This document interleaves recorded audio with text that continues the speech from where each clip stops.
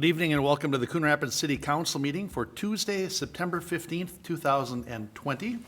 I would like to invite up the Girl Scouts from the Sand Creek Service Unit of the River Valley Council up front and center right here to lead us in the pledge.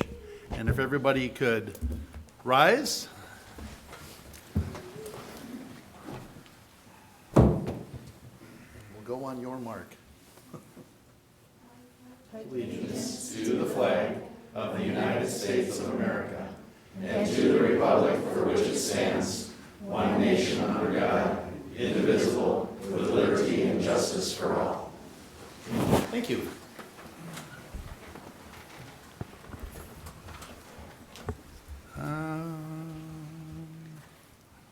Please call the roll. Councilmember Griscoviac. Here. Councilmember Kicker. Here. Councilmember Demmer. Here. Councilmember Geisler. Here. Councilmember Johnson. Here. Councilmember Wells. Here. Mayor Cook. Here. Next item on our agenda is to adopt this evening's agenda. Your Honor, Councilmember Demmer. move to adopt the agenda. Second. Motion by Demmer, second by Johnson. Any discussion or corrections? Hearing none, all in favor signify by saying aye. Aye. Opposed? And that motion carries. And you barely got to sit down, but if you were to come back up again, and then I will actually socially distance by staying back here behind the dais, and I will read a proclamation for our Girl Scouts. Or maybe you want to go up behind the ambo, and then you could actually introduce yourself afterwards. Does that make sense? Whatever works for you. All right. 2020 Girl Scouts is a Force for Good Week proclamation. Whereas, since 1912, Girl Scouting has fueled the leadership pipeline in our communities by preparing and inspiring millions of girls and women to be active leaders with the highest ideals of character, conduct, and patriotism. And whereas, throughout its long and distinguished history, Girl Scouts has been the preeminent leadership development organization for girls, where they can unleash their potential to be the leaders our world needs both now and in the future. And whereas Girl Scouts' expertise and timeless programming offers every girl a chance to practice a lifetime of leadership in a girl-led, girl-focused, and all-girl environment. And whereas, through Girl Scouting, girls gain courage, confidence, and character to make their local communities and the world a better place.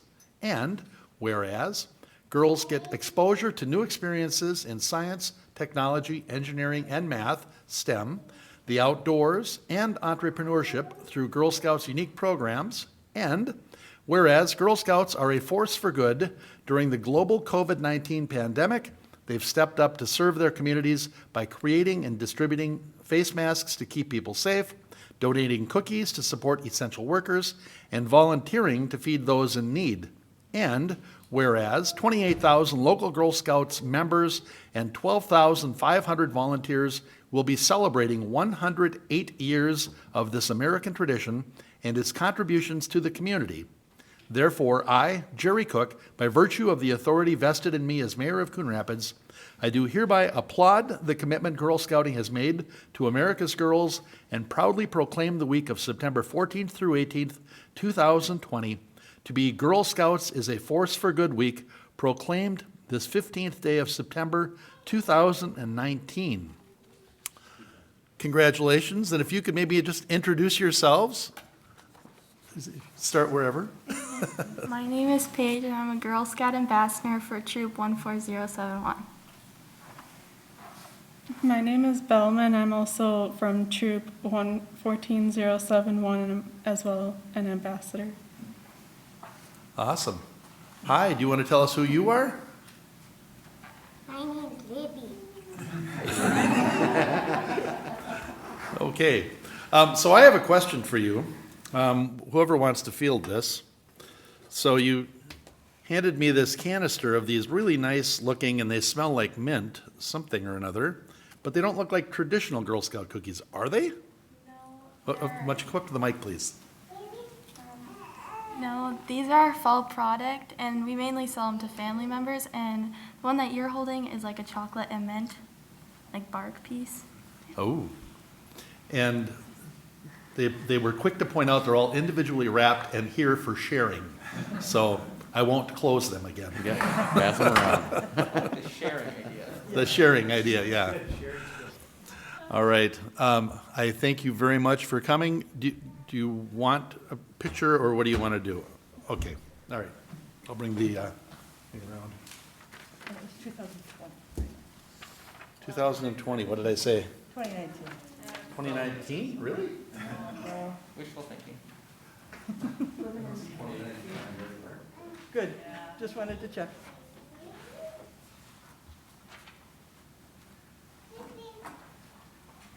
Oh, the very last date, proclaimed this 15th day of September 2000. I just read what it says.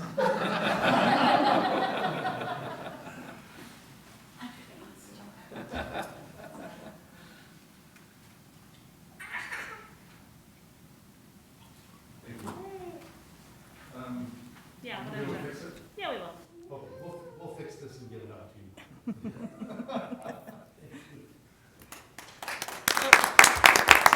Thanks.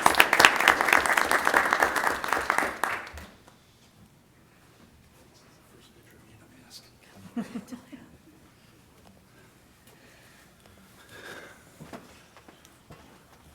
All right, that was fun. That was awesome. Next on our agenda is to approve the minutes of the September 1st, 2020 meeting. Your Honor, Councilmember Kicker, I make a motion to approve the minutes of the September 1st, 2020 meeting. Second. motion by Kicker, second by Demmer. Demmer. Thank you. Any discussion or corrections? Hearing none, all in favor signify by saying aye. Aye. Aye, opposed, and those minutes are approved. And we have 5 items on our consent agenda. Starting with item 3. I'm just going to take a drink first. Okay. First one is to adopt Resolution 20-84, accepting donations. The Coon Rapids Fire Department has received 1 grant and 2 donations totaling $4,350 to be used toward fire prevention programming in the community. The grant for $2,500 was received from Centerpoint Energy as part of their Community Safety Grant Program. An additional donation of $1,000 and $850 was received from Bauer Services and the Coon Rapids Fire Department Community Fund, respectively. The monies will be used to purchase stove-top fire stop automatic fire suppression devices to be installed in multi-family living units within the city.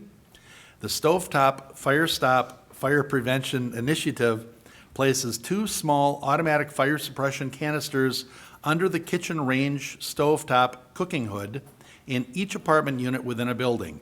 Cooking fires are the #1 cause of property loss and damage within Coon Rapids over the past years.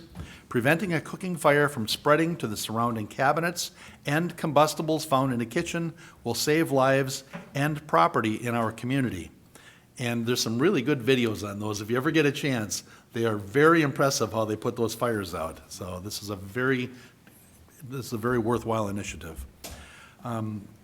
So we are looking to accept the grant from Centerpoint Energy and the donations from Bauer Services and the Coon Rapids Fire Department Community Fire Fund totaling $4,350.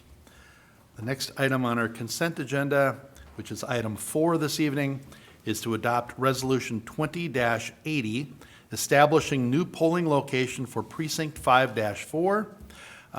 As you may recall, the Emma B. Howe YMCA had COVID-19 related restrictions that prevented the city from using their building as a polling location for the primary election held in August. And at that time, Spirit of Grace Church offered their newly remodeled space and allowed the use of their building for both precincts 3-4 and 5-4.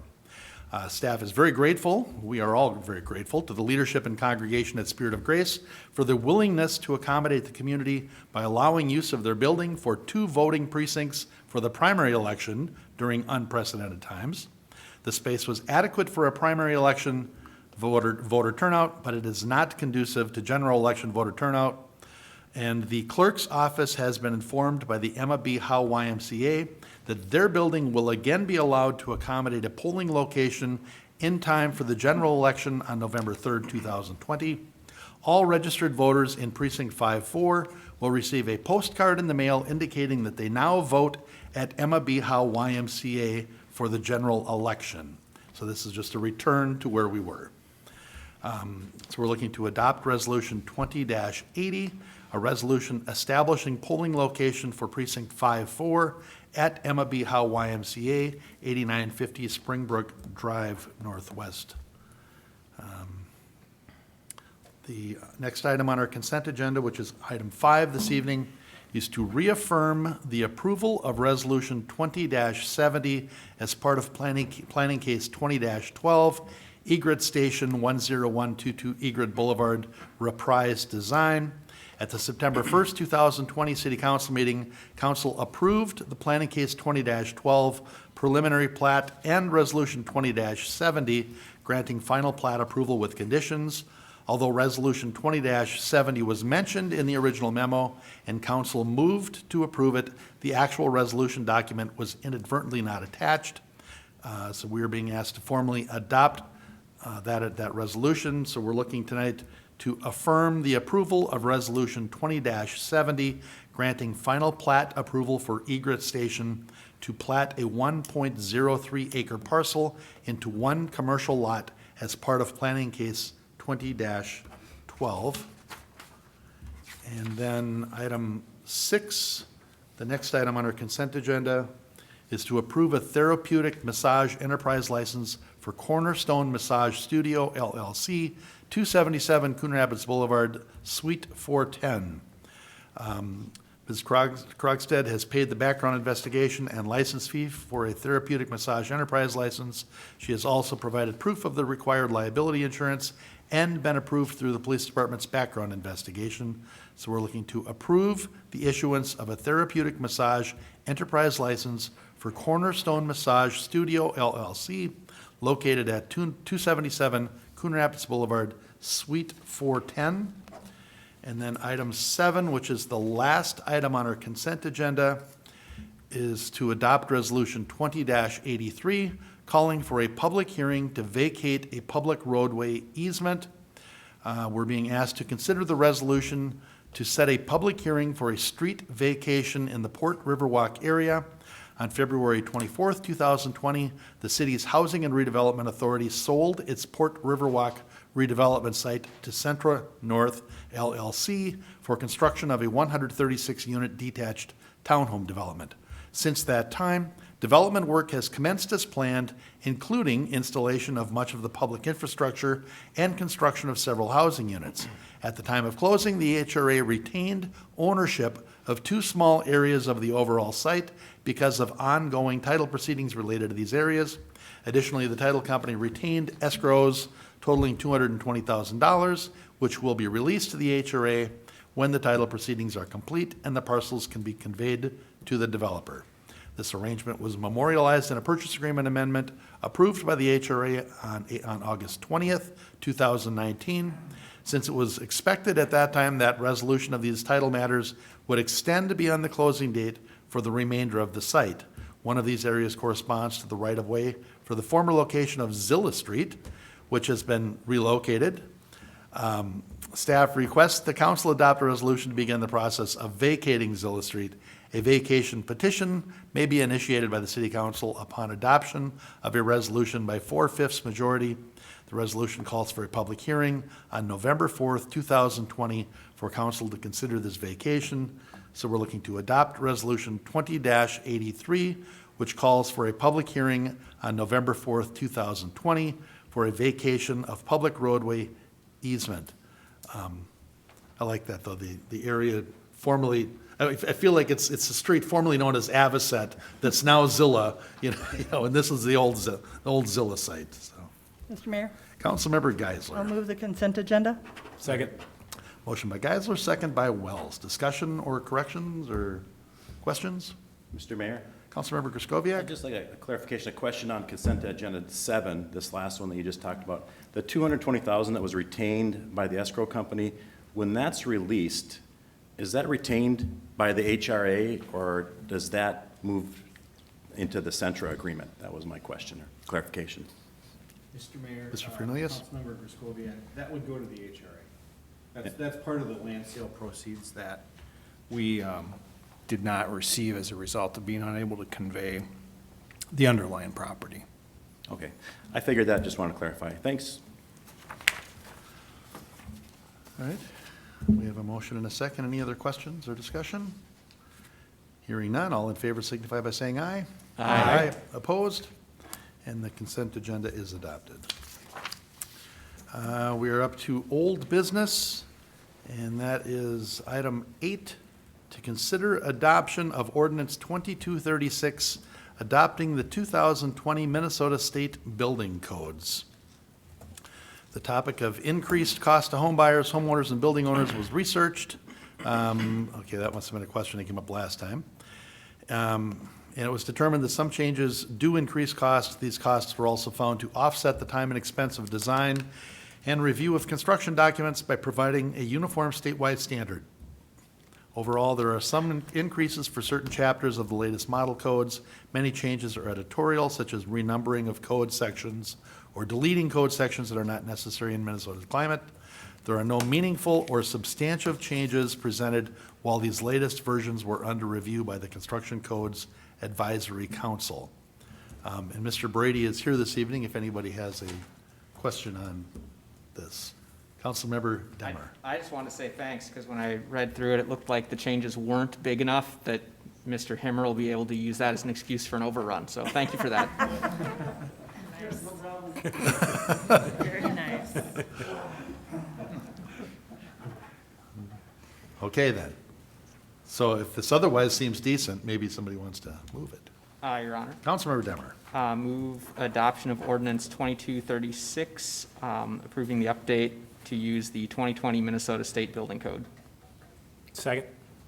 Motion by Demmer, second by Kicker. Discussion?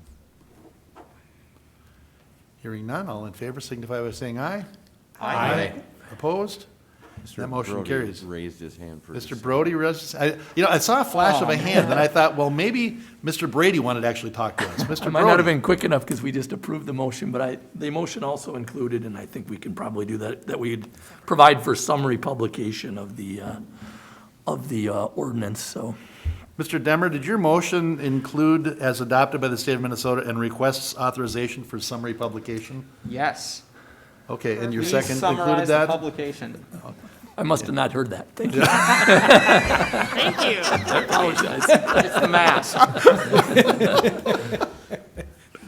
This is the I mask. just want to get the All right, so I think we're good then. Wonderful. Item 9, was that the same thing you were going to stop us for? Yes, thank you, Mayor. Okay. Thanks, Mr. Brady. Thanks for being here.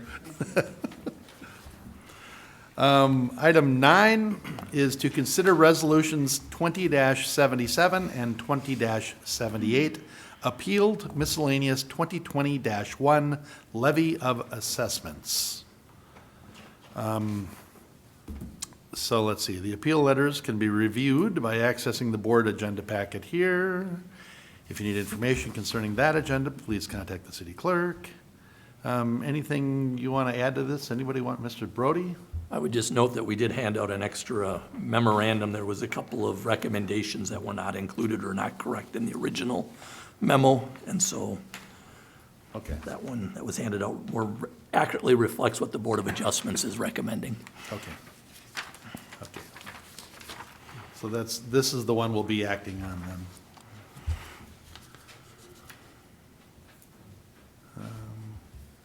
The assessment hearing on miscellaneous assessments was held on July 7th, 2020. Property owners who are objecting to their assessments were referred to the Board of Adjustment and Appeals for review at their meeting on September 3rd. And please note that the original Board of Adjustment date was scheduled for August 6th, but due to lack of quorum, had to be rescheduled to September 3rd. After the Board of Adjustment and Appeals heard objections on September 3rd, these are the recommendations that have been made. So, Your Honor, Councilmember Kicker. I'll make a motion that the council adopt Resolution 20-77 and 20-78, adopting 2020 miscellaneous special assessments, contested miscellaneous assessments, 1 year and 3 year. Second. Motion by Kicker and second by Demmer. Discussion? Your Honor. Let's start with Councilmember Demmer. My only comment is that the vast majority of these were people who are renting without a rental license. And so this is just a reminder to people at home that in the city of Coon Rapids, you do need a rental license to be a renter. So if you're considering renting or you're already renting and you don't have a license, you'll want to talk to the city, and some very useful resources come along with getting that license. So stay off the fine list. As a clarification, you need a rental license to be a landlord. Yes, Yeah, sorry, right. The renter doesn't need to be a licensed. Rentor, not renter, sorry. Landlord, thank you. Councilmember Griskoviac, was that who had a question? I was just going to point out the one clarification that was made here on, I thought there was one pretty excessive assessment made, but it has been fixed here and removed all the way down to 0.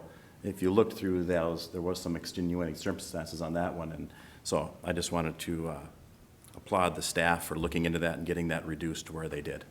So I want to applaud the Board of Adjustment and Right. Appeals who do the yeoman work on this. Absolutely. Yeah. Yeah, facing angry residents and angry taxpayers. So, all right, we have a motion and a second. Any other discussion? Hearing none, all in favor signify by saying aye. Aye. Opposed? And that motion carries. And we are on to item 10, to consider Resolution 20-79, authorizing the EDA to expend funds for business grants. Mr. Fernelius, you want me to read Mr. Brown's talking points here, or do you want to hit these highlights? Mr. Mayor, I can briefly touch on it. So, as council is aware, the city received federal money through the CARES Act, and a portion of that, $1.6 million in total, the city allocated for our business relief program. The item that you have this evening is essentially a housekeeping item. Council has previously authorized this program, but as we were looking a little bit further into how we wanted to administer this program, we concluded that it would be best for the program, the business relief program, to be administered by the EDA, which of course is the economic development arm of the city. So we drafted this resolution, which essentially assigns or delegates authorizes the EDA to administer the program as well as the funds, and that the EDA's executive director can then enter into individual grant agreements once those awards are made. So our recommendation this evening is for the council to adopt Resolution 20-79. All right, anybody have any questions of Mr. Fernelius? Mr. Mayor, I'll make a Councilmember Geisler? motion to approve Resolution 20-79, authorizing the Economic Development Authority to expend dollars from the city's Federal CARES Act allocation for the purpose of providing grants to small businesses. Second. Motion by Geisler, second by Wells. Discussion? Mr. Mayor? Councilmember Geisler? Mr. Fernandez, do you want to give us an update quick of how many applications that we've had so far, and how is that going? Yes, good. Thank you, Councilmember Geisler. Yes, as of today, we have 72 applications, and the application deadline is this Friday, the 18th. So we encourage businesses that meet the qualifications, if they have not yet applied, to do that. It's a process online, so hopefully people will take advantage of it. Thank you. So, Mr. Fernelius, how does 72 applications calculate out in money-wise? How are we doing with what we've got allocated? Mr. Mayor, we have allocated $1.6 million. I think we did some rough math that if we averaged $15,000 grant, we could provide close to 100 grants. So Okay.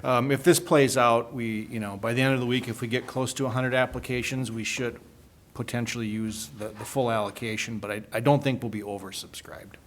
Okay, thank you. All right, we have a motion and a second. Do we have any other discussion? Hearing none, all in favor signify by saying aye.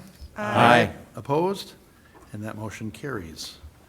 And we are on to item 11, which is to consider Resolution 20-82, providing for the sale of $7,215,000 general obligation improvement, utility and equipment bonds, Series 2020A.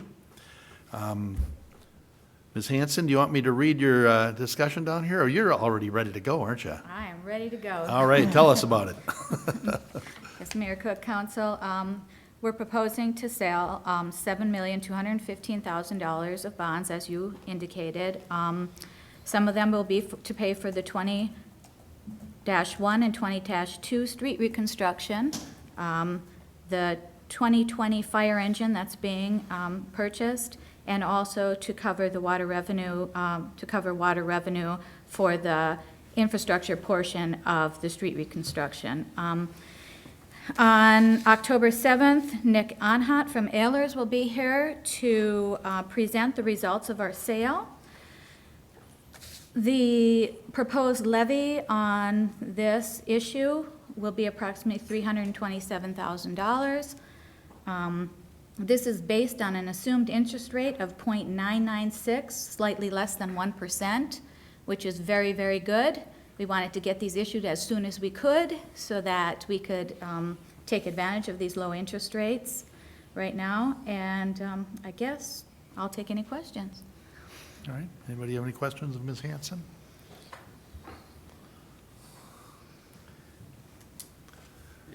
Okay. Mr. Mayor. I thought we were going to have to rock, paper, scissors. All right, was Councilmember Griscoviac. I do have some questions, not necessarily for Ms. Hanson, but maybe just some concerns, some discussion for the council in general. My biggest concern is I do, and I made some notes on this, but I'm concerned with our increasing debt levels at the city. And I know bonding for streets, bonding for water projects, that makes a lot of sense. Those infrastructures last 30 to 50 years, but for a vehicle, I don't know if that makes sense. And even though our interest rates are, less than 1%, and that's low, that doesn't necessarily mean that we should accelerate borrowing. So that's a concern I have. Fully supportive, and when it comes back to bonding for that fire engine, fully supportive of investing in that life-saving equipment. But in the 2020 budget, Replacement Engine 1 was approved in here with funds that were available in the Capital Equipment Fund, not new debt. So that's a change from the 2020 approved budget. And further, the same thing for 2021 with Fire Engine 2. Those funds in the proposed 2021 budget are in our Capital Equipment Fund. Again, not levy dollars. So I think that, if we do bond for those items, we would need to maybe remove those lines from the 21 general fund levy. But that said, I'm not in favor of bonding for the equipment. I think we do seriously need to look at getting our public debt paid down. Maybe instead of issuing new debt for that fire engine, we could look at refinancing existing debt and getting better rates on our existing bonds and getting that paid down. When you think about it, our debt is accelerating. We're approaching $60 million in debt, public debt for the city. Interest rate on that debt yearly of north of $1 million. So I just wanted to throw that out to the council that we, start thinking about that increasing debt level with the city. So, do you have any indication that staff didn't look at refinancing existing debt? I didn't look at that. No, I didn't. My biggest concern was the fire engine that was slated to be paid with money that we had there is now moved into new debt.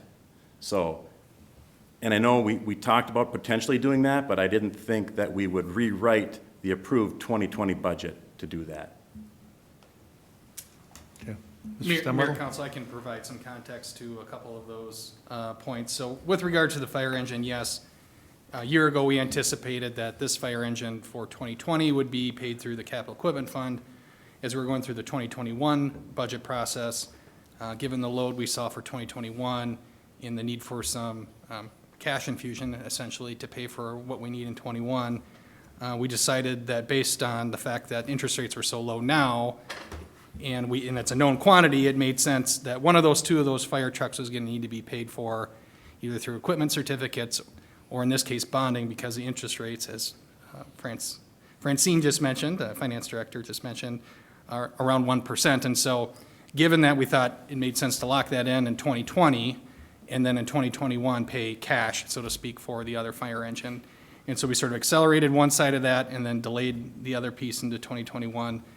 Either way, if both of those engines were to stay, one of the two of them would need to be financed through other methods than just the capital equipment fund. And so the proposed budget was set up that way, knowing that, or sort of preserving the opportunity to pay for this year's fire engine with bonding rather than next year's. Overall, I would say our debt load is very manageable. I mean, it does fluctuate somewhat. I don't know if I would characterize it as increasing overall, except for the fact that projects do get more expensive and there's sort of cost of living and construction pieces that do get more expensive. About a year ago or 2 years ago, we did have Ellers, our bond consultant, look into our debt load and our comfort level as it relates to our rating agencies. We're a AA1 city, and we certainly want to keep that. And their perspective is we're within a very comfortable range of debt given the economy of the city and our tax base and so forth. So overall, the engine portion of this issue is fairly small. It doesn't add a lot from an ongoing cost perspective. Okay. Mr. Mayor? Councilmember Johnson? Mr. Stemwedel, if we were to take it out and not bond for it, how would we pay for it? Mayor, Council, well, as of today, I would say we would find a way to pay for it in cash. I mean, we don't really have a choice. We have to pay for it one way or the other. The truck's been ordered. What it would do is pinch us next year as we're looking at our capital replacement. So I don't know if, Fran, you want to speak to that anymore? Yeah, normally in the past, we have issued equipment certificates, which is a form of bonding to pay for our major fire engines because they're at such a high level. We were hoping to use some reserved fund balance to pay for this one. Unfortunately, our fire engine 2 was evaluated and determined that it needed to be replaced in 2021. And so there were 2 back-to-back. On a normal basis, spreading them out maybe 3 to 4 years, we could potentially use some balances available. But with the state of uncertainty right now, with our situation with the COVID and everything, we weren't really sure this year was a good time to deplete fund balance. So we wanted to bond for it and then next year evaluate, make sure we have those available funds to be able to purchase the second fire engine that was in the budget. So If we hadn't used the bonding mechanism, would that have then resulted in, because of the need for the fire engine, would that have then resulted in an increased budget where then we would be asking the taxpayers to front the money for it? Mayor, Council, yes. I mean, ultimately, one of 2 things would have had to happen as it relates to 2021. Either we defer that engine out for a year or 2, or you increase the levy for the equipment by that much more. Right. In which case, we thought this was the better option. Thank you. I do have one. Mayor? I'm sorry, Ms. Hanson? Yes, Mayor Cook, Council, I'd like to address the refinancing part of that question. We do look every year to see if a bond has called. We can only refinance when it's callable. Last year, as you recall, we did refinance a large portion of our debt that was at a 6% rate, reducing it to a much lower interest rate. This year, we do not have a debt issue coming up. It is due on February 2021. We could have allocated to do a refinance early and hold those funds until that debt issue was due. But the interest rate on that debt issue was just a little above 2%. So it really wasn't feasible with the fees that would be charged for a separate issue to refinance that one this year. We'll look again next year and see if there's anything that we can do to reduce those levels and the interest rates. But right now, there really wasn't anything we could do that would pay for $700,000, so. Perfect, thank you. Thank you. Ms. Hanson, when we do the equipment certificate, how long, what's the payback on one of those? What's the term on one of those normally? The last time we issued an equipment certificate, I think we did go 10 years out on it, and that is what we will do with this one too, especially with the low interest rate. We could go 5 years on an issue if we wanted to, but depending on the interest rates, we've usually gone 10 years, combined it with the GO, so it kind of, GO bonds, so that it kind of spread out exactly the same way when we did our levy. And typically, that's kind of the life of our fire truck, isn't it, about 10 years? Yeah, so it makes sense to finance it until another one is ready to be replaced. Okay, yeah, I would like us to take a look at our debt. I'm actually okay with this one because of the unusual circumstances this year with COVID and really not knowing where we're at next year for revenue. But I appreciate, myself, I appreciate that, and I would like to take a look at our debt. Councilmember Demmer? My question was the one you just asked about the lifetime. Oh, I knew that, I channeled it. You don't want to like have a 5-year thing on a 10-year loan. Right, That was- right. Yeah. Right. Yeah, yeah. I was actually relating it to house sales. That's why they don't like to borrow 30 years on appliances. You know, you get those out of the mortgage. Yeah. All right. Mr. Griscoviac, Councilmember, can you live with that? I think I can live with that. And one of my questions was the term of the bond, too. I mean, we wouldn't want a bond for 25 years on a truck that has a useful life of 10. We would never have it Right. paid off. Right. So, so those are the questions that I have. And again, if we can look at this debt in the future, that'd be great. One last thing. Councilmember Griscoviac. And that is, in the proposed 2021 budget, where we have budgeted for this fire engine, it does call that those funds are coming from the capital equipment fund. So can you tell me about that? It doesn't specifically note that that was going to be a bond issuance in the 2021 proposed? Yes, Councilmember Griswold, yes, if you would look on the capital equipment fund, in the section of other financing, it shows that we are going to have bond proceeds coming into the capital equipment fund, but we're also going to transfer those in from the bonded debt fund. So those funds are coming from bonded debt that was available to use when a few of our bonds had expired, and we usually levy for 105%. And so at the end of a bond issue, we usually have a little bit of residual money left over. So those funds will be transferred into the capital equipment fund to cover the fact that we're not bonding for the one in 2021, but the bond proceeds are going in 2020 to cover the one for 2020. So 2020 will be covered by debt, and 2021 will be covered by money transferred in from a bonded project fund into the capital equipment. We do not, in our 10-year schedule in our capital equipment fund, reserve money for those big fire engines. They're just too expensive for us to do a rolling schedule on. Oh. And so we have to find money from another source to pay for them. So that's where that money's coming from. It'll go into the capital equipment fund from a bonded project that has excess funding, fund balance, so to speak, available. Your Honor. Councilmember Demmer? It sounds like there's a general request for a work session where we talk through debt, which, I mean, just sounds like super fun. But if we have that, I guess a few things I've always wondered, and if they can be brought, would be any metrics that the auditors would use or that the rating agencies would use, like, for example, I don't know if they do a ratio of debt to levy size, right? That I could imagine that would be maybe what a city would use. So if we could get some context for whether, I hear us saying we're in good shape, that our rating's safe, which is something we really care about, that our, but if they had ratios and we could understand if we're approaching yellow or if we're clearly green, that would really help.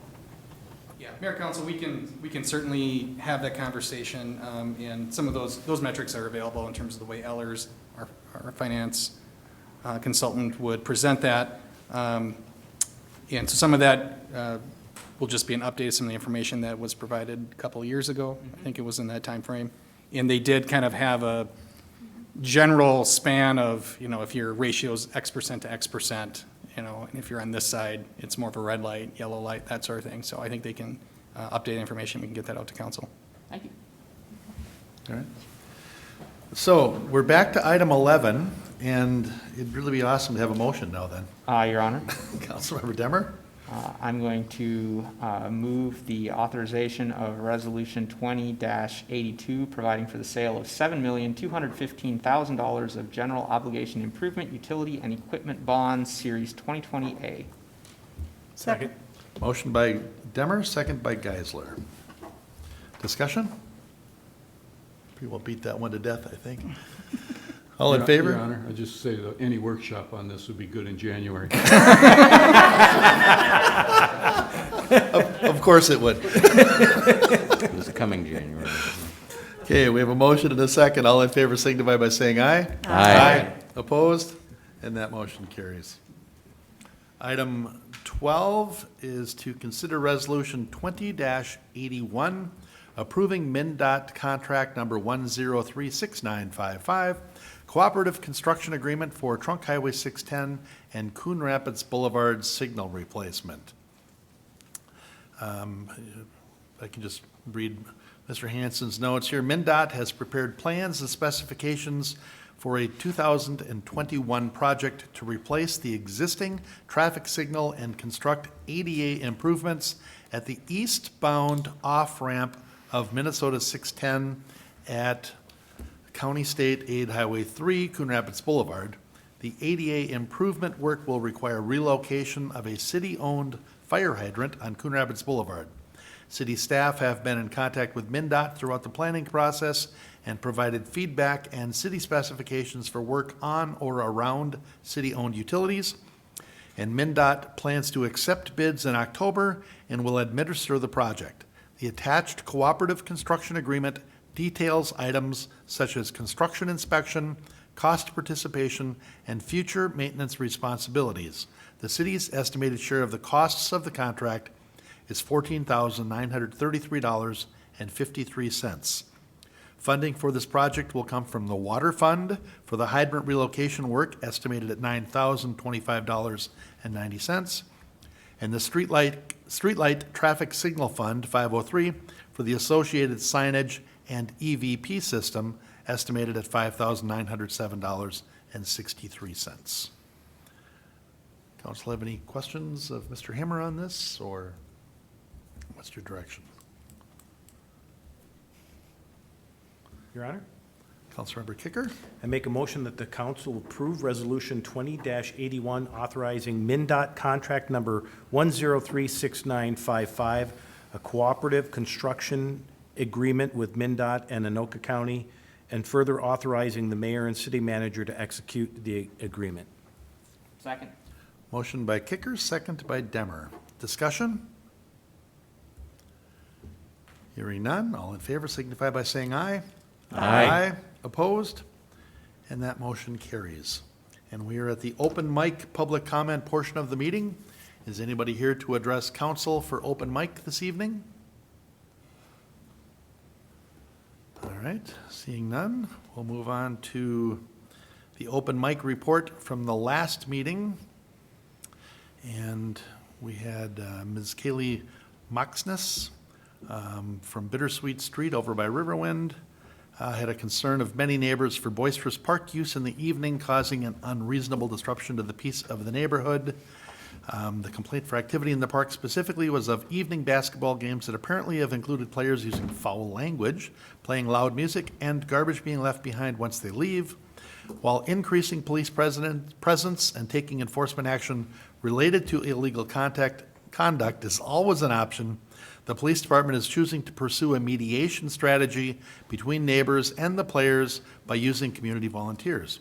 This mediation meeting will include a community outreach police officer and is tentatively scheduled for September 13th. While this particular park issue will likely resolve itself soon due to the weather, the police department believes a mediation now will be helpful before next spring's games come around. Riverwind Park is a beautiful, multi-use park that all should feel free to enjoy.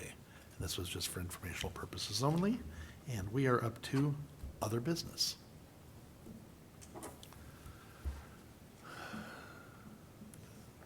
So, normally we'd be really hawking the pet fair right now, And they're celebrating the 2021 Pet Fair.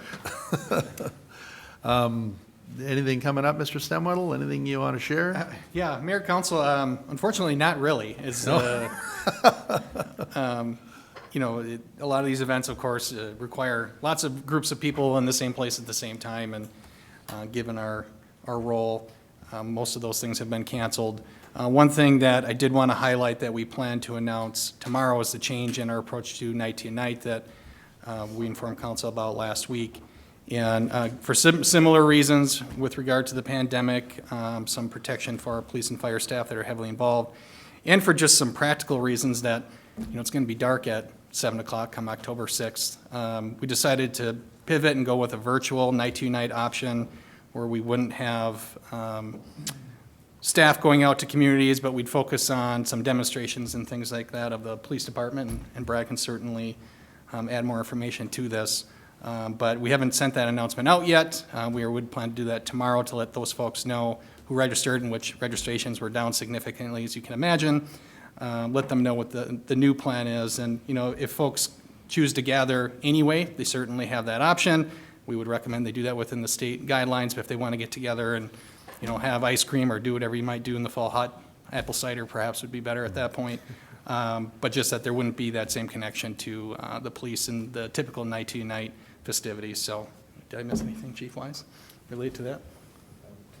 My boss has hit all the highlights, Mr. Mayor. So yeah, we're going to try to make lemonade from lemons, and because the best neighborhoods are those where neighbors know each other, and we want to encourage that and support that. That said, the pandemic has changed everything for us, and we're going to try to do some stuff virtually that people would be able to maybe zoom into or look at via video to try to be as engaging as we possibly can be. But we're hopeful to have a normal next year. All right.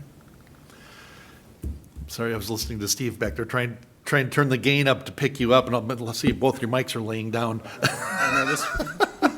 I'm good. All right. Other business. Councilmember Wells? I was asked to pass on to council and staff, the large military tournament was at Sand Creek Park this past weekend. 1,500 players and families, and it went off without a hitch. They played through all the rain, and they just really appreciate the city, its facilities, and went off without a hitch, so they thank us. That's awesome. And it's a great tournament to have. And Mayor, Council, add to that, Al Stoffaker from TC Gateway is the sports marketing director, works hard to bring those sorts of events to our community and other communities in the Twin Cities Gateway, which is our Convention and Visitors Bureau. And we just had a meeting today, and he had similar comments about the success of it, and it was spread out between Sand Creek Park and Blaine Airport Park. And speaking of the pandemic, mentioned how they did a really nice job, he thought, of planning for it and planning around some of the issues you might expect by staggering locations and teams and doing all the things that we all need to think about now. But we had some questions early on, given the number of teams they were hoping to bring in, but did a nice job in the end of pulling it all together. Excellent. Thank you. And thank you for the North Star Alliance participation in that. It was long days. All right. Any other business to come before council? Anything going on around the city we should know about? Ms. Lensmeyer?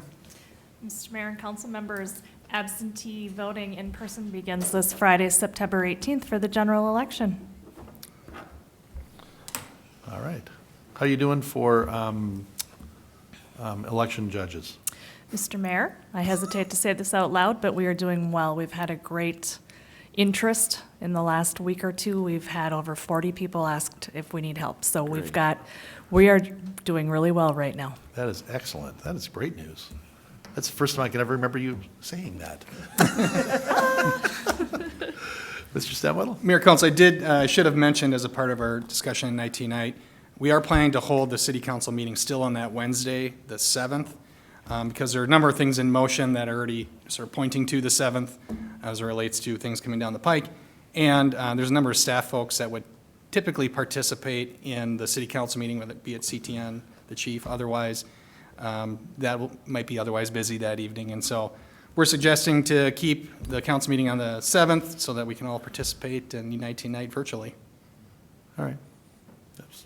I would have thought of that later. Yeah. While we were on the topic. Yeah. Mr. Hammer? Mr. Mayor, Council, just thought I'd let you know in case you hear about it. This week, Wednesday, Thursday, and Friday evenings, overnight closures will be taking place on Riverdale Drive over by the Cub. So that will be basically between the Cub entrance and Northdale Boulevard. They'll start after 10 p.m. So we're coordinating with the businesses, but this Wednesday, Thursday, Friday, Riverdale will be closed for those 3 nights to do some utility work overnight. Okay. Coon Rapids Boulevard has been getting interesting with all the reconstruction down there. Tonight we couldn't even make a left onto Hanson. Had to make a right, make a U-turn, come back up. Left turn lane wasn't open, but it's busy down there. All right, are we done? Councilmember Griscoviac? Mayor, I just want to point something out. In the recent community newsletter, I read a really neat article, and it had to do with a local 6th grader in our community, Ruby Demmer, who actually applied for and was awarded into a national contest to have a little experiment shot up into the stratosphere on a NASA piece of equipment. And it was a great story if you haven't read it in the community newsletter. And I just wanted to maybe put Wade on the spot a little bit, that Ruby Demmer is Councilmember Wade Demmer's daughter. Pretty impressive. Yeah, it was, when I was, I guess she was like 7 years old, and I first found out about this program when a student came to my company looking for help with it. And so I helped that student and got to go watch a rocket launch. The program is called Cubes in Space, and if you go to cubesinspace.org, that's where it is. And it's a yearly program where like 11 to 18-year-olds get to submit a grant for an experiment that they can do in a box this big. I mean, it's got to be an experiment that big, and it can't contain batteries. So they have to be super clever about what they come up with. And so my 7-year-old daughter saw that and said, when I'm old enough, I'm doing that. And so she's been like ready to go for 4 years, and she was finally old enough and submitted in. And so so when I was your daughter's age, I was focused on pigs in space and the Muppets, and your daughter's putting cubes in space. Yeah, so it was. Thanks, Wade. It was. It was a lot of fun to watch. You know, the way that the program works is you can either take a rocket or a high altitude balloon, and the rocket goes up fast and comes down fast, but it's a rocket, and the balloon floats for 10 hours, and it's high enough that it's really similar to Martian atmosphere. So that was her goal, was to go on the balloon and then test some stuff out to see what it would be like if that stuff was on Mars. So pretty fun. Pretty cool. That is really impressive, Wade. Ruby, hats off to you. And CTN did a little thing on it too, so Yeah. you can find it on the CTN video. So yeah, it was fun to listen to that interview, and She did great. Yep. All right. Well, it's going to be really hard to top that. So Yeah. let's just get out of here. move to adjourn. Second. Motion to adjourn by Demmer, second by Johnson. All in favor signify by saying aye. Aye. We're adjourned.